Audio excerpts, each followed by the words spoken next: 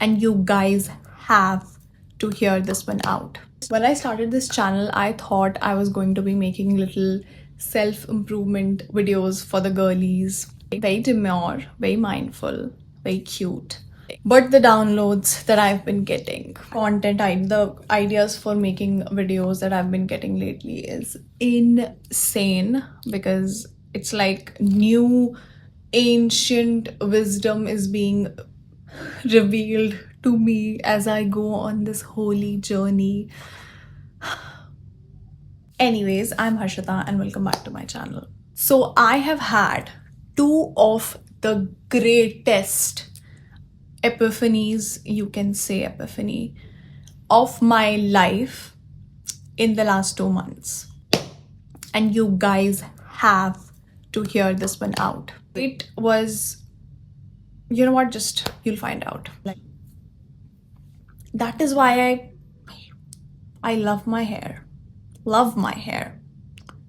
But it's okay. So first of the two big realizations I had was 2 months ago, and it was about marriage.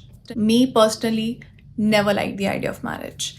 Not as a teenager, not as a child, definitely not as an adult. Because in my personal opinion, if I had to summarize it in one statement, I would just tell women that if marriage is not making your life better in every area, like every aspect of your life is not getting better because of it, and if you don't feel like your life is going to be way more beautiful and more liberating compared to your previous life, if the married life is not much liberating and much beautiful than your single life, you should just not get married.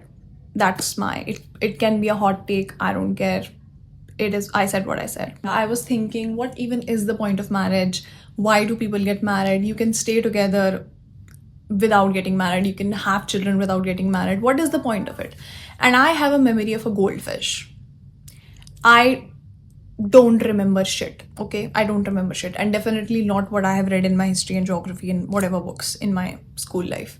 So even though we all must have read in our history books, please don't call me illiterate, but even though we all must have read it, I still wanted to know, and I forgot that I studied it. So I go on the internet and I ask my boyfriend, the love of my life, ChatGPT, about it. And what I found out shouldn't be as shocking or revealing because I studied about it. And people who already know and remember this information must be like, girl, it's giving illiterate. But please, bear with me. I am not going to give you the whole history. You can look it up yourself, or I will attach a screenshot of the main thing if you're too lazy to do that. I got you. But one of the huge reasons of this was to have control over women's bodies.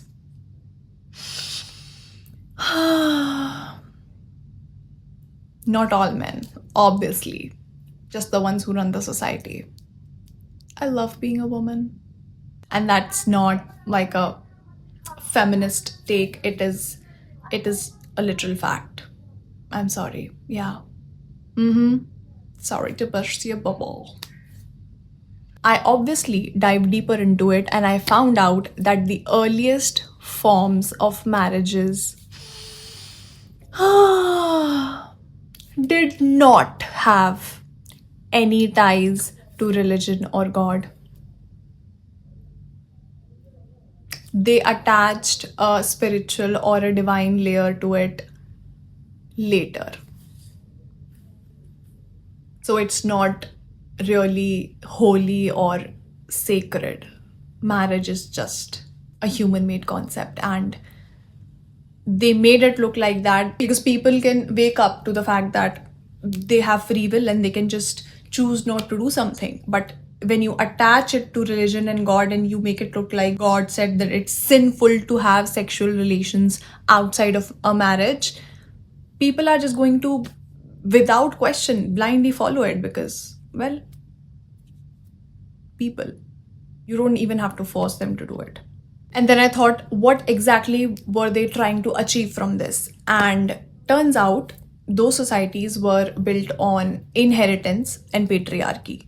So knowing whose child is whose, that became very important for them. Knowing who is the parents of which child.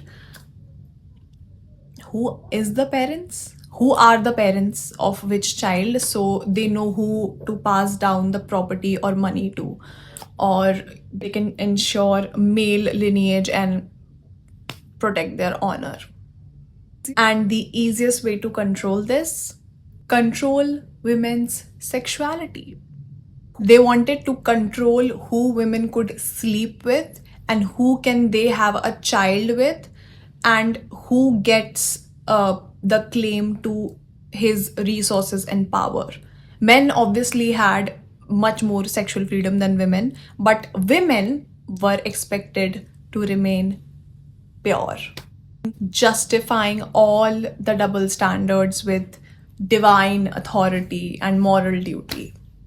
There is this term called internal policing, where you don't have to keep someone in check or make sure someone does something constantly, but you create a system where people keep themselves in check. So by attaching guilt, fear, or shame to sexual relations outside of marriage, people controlled themselves out of being sinful or dirty or unworthy. You can look at it from different standpoints. You have religious standpoint, you have legal standpoint, you have societal standpoint. If you look at it religiously, they told you God said it's a sin and scaring you with afterlife punishment, things like that.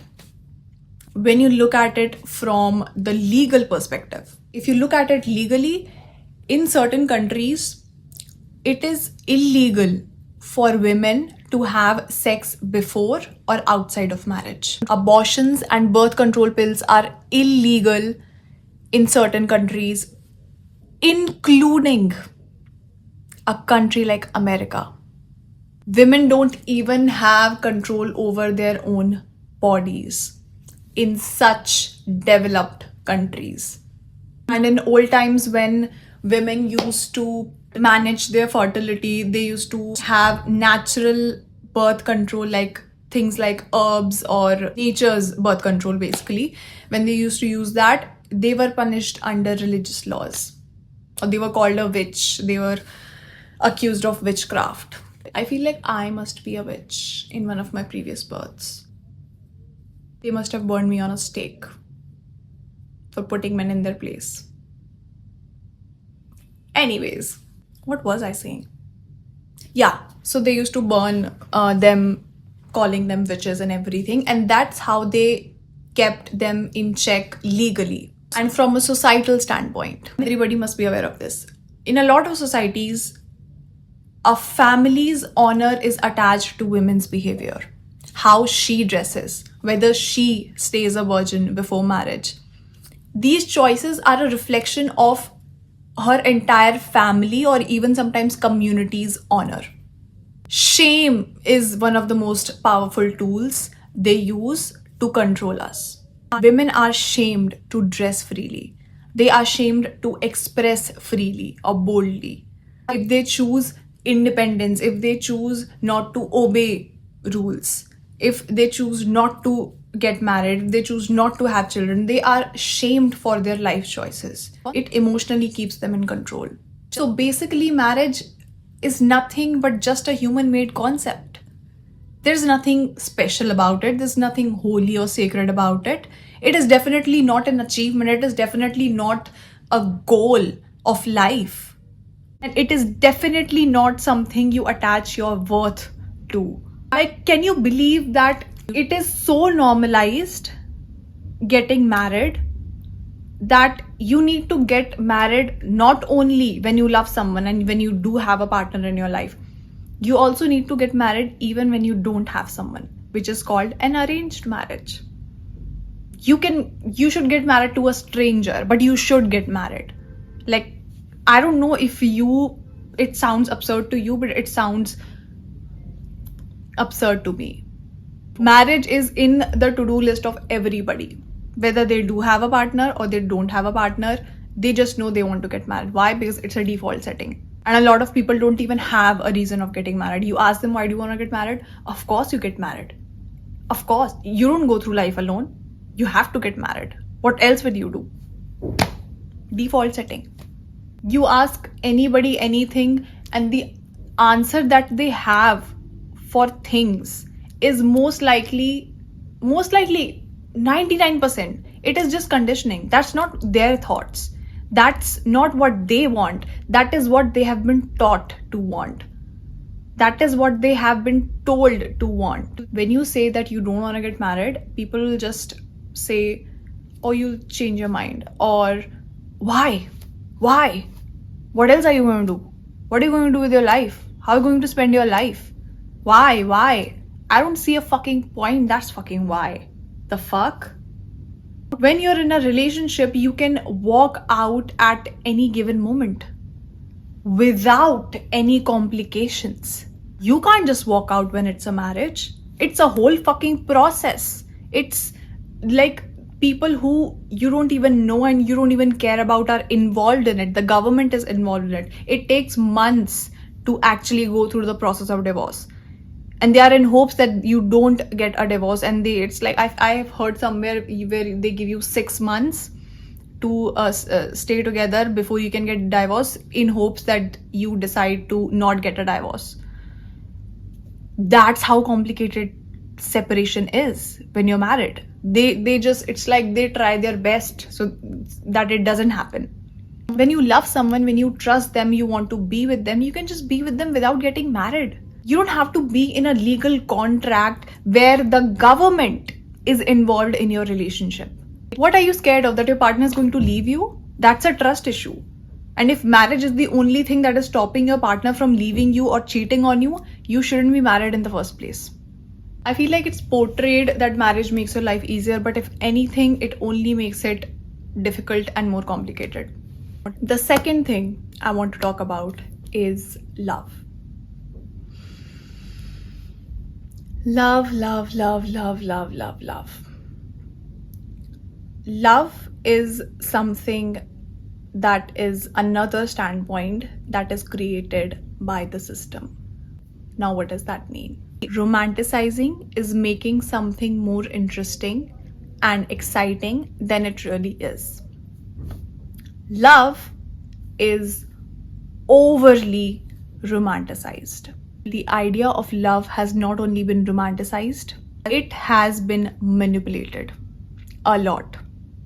Why? So women stay in marriages that don't serve them fully, even when it gets toxic, even when it gets unhealthy. So they keep making all the sacrifices, so they keep making all the compromises without question in the name of love. See, marriage started as an economic or a political contract. It had nothing to do with love, bond, or whatever. It was not a bond of love or anything. But then what happened?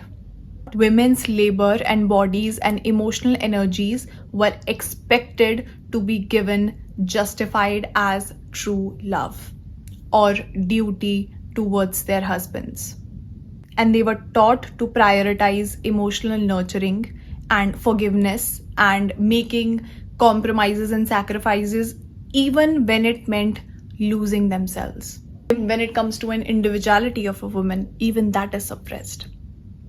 Women are taught that she's only complete when she finds love, or when she finds a husband, or when she creates children for her husband.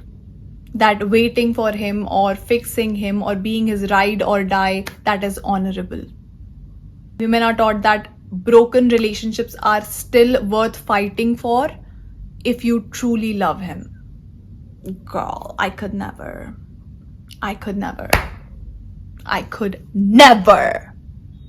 Ever. Men nowadays are like, we want a relationship like they had in the 60s or the 80s, 90s. Even those women were getting beaten up, but they just stayed for the sake of duty, and also because they were financially dependent on them. God knows they romanticized even that behavior. the abuse. And this is what I mean when I say that love has been weaponized. And it doesn't mean that love is not real or love is a scam. Love is real. Love is beautiful. It is a beautiful feeling. It is liberating. It doesn't ask you to lose yourself. It doesn't ask you to lose your self-worth and your self-respect. It doesn't ask you to constantly make sacrifices and compromises. It doesn't ask you to lose your integrity. It doesn't stop you from being yourself. It allows you to be soft and wild, to be lazy and productive, to be quiet and loud. It triggers you, yes, but in ways that help you to look within and to actually grow and heal and become a better version of yourself, and not traumatize you mentally, emotionally, or definitely not physically. Love is real, but the definition of it has been extremely manipulated. That is why they have romanticized all these sad love stories like Romeo and Juliet and whatnot, where there is grief and sadness and sacrifice and emotional trauma and compromises and everything.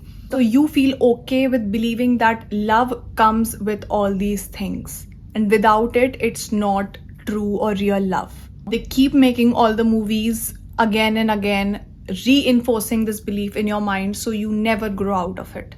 Love has been weaponized so much for so long because nothing else could have kept women from leaving all those unhealthy and toxic marriages and relationships if not for love or serving men.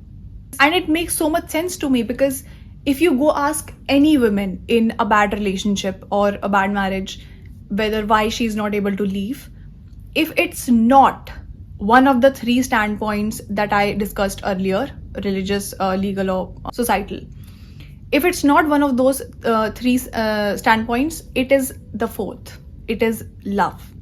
It is because of love. It is the emotional standpoint. Because if it's legal to leave a marriage and women stop caring about what the religion or the society says, it's over for them. If love never existed as a standpoint, as a emotional blackmail tool, it was over for everybody, because women could leave relationships so easily and they could actually start thinking about themselves. They could actually prioritize themselves. They had to introduce this perspective of love. So when they do try to leave, this internal guilt of not being a loving wife or a loving girlfriend or not being enough, it eats you up. They could be in an abusive marriage and still be like, but I love him. Her husband could be cheating on her, but she would be like, but I love him. It's not just marriage today. It's not just marriage. Most of it are relationships. Do you know how successful the system has been in destroying your minds? There are girls who are in relationships. They're not financially dependent on him. They're not in marriage. They are just relationships. They are teenage girls. They are maybe adults. Nobody even knows about your relationship, so it doesn't even matter what the society says. They are just with them because in their head, pain, hurt, toxicity, sadness, all these things are signs of true love because it is romanticized so much. Loving him despite everything and regardless of whatever he does is romanticized so much in their heads. Do you know how messed up that is? The internal policing is on next level. Whenever a woman goes against societal norms, the first question is, who's going to marry you? Who's going to want to wife you up? Who's going to be a husband? Like, that is all that she is. That is all that she is worth. Without it, her life is nothing. You might as well die if you know that nobody's going to marry you. The fuck? Nobody else but you are keeping yourself in the cage of your own mind.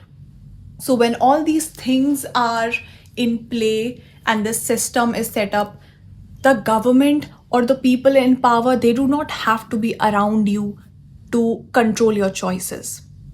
They don't have to be around you to keep you in check, because they have built a system where you keep your cells in check. Because people are not going to just snap out of it and one day just realize that, oh, it's all a lie. No, because it has been passed down for centuries. And all it takes is for you to be willing to open your eyes and see. Just question your choices, just question your beliefs, just question whatever it is that you think or believe. Where is it coming from? Is it your own thought? Is it something that you really want, or is it something that you have been taught to want? Because it was in front of me the whole time, but I didn't see it. It felt like a deep realization in a way that it was there the whole time, like hidden in plain sight, but I just saw it just now.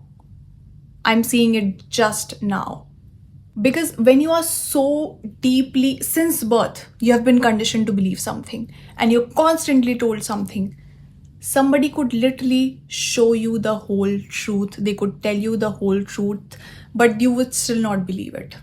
You would still not open your eyes to it, because you're so close-minded to what you already know, to what you have already been taught, that you are not willing to see that there can be, the possibility is that there can be information that has been kept from you this whole time. Most of the things in your life are control mechanisms. You don't need to see it all at once, but you need to be willing to open your eyes or open your mind to the idea that there can be something that has been kept from you all your life. That is it for today's video, guys. I have my Instagram in the description if you want to follow me there. And I love you, and I will see you in the next video. Bye.